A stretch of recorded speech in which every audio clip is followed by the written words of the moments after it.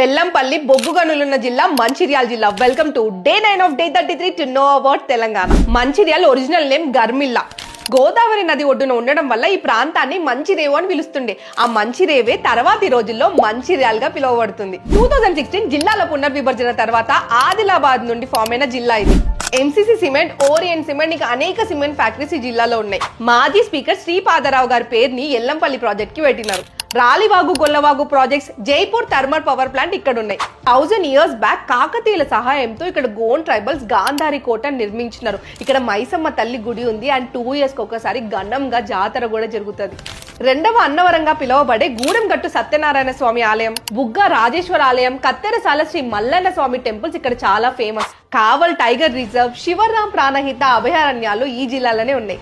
1956 gentlemen agreement లో కీలక పాత్ర పోషించిన జేవి నరసింగరావు గారు, తెలంగాణ ఉద్యమాన్ని ఉడకలెత్తించిన ప్రొఫెసర్ కోదండరాం గారు, తెలంగాణ మలిదశ ఉద్యమానికి పాటలతో ఊపిరి పోసిన గూడ అంజయ్య గారు లాంటి గొప్ప వాళ్ళు పుట్టిన నేల మంచిర్యాల జిల్లా.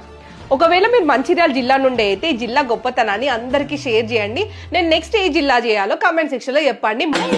ఫాలో అవ్వండి.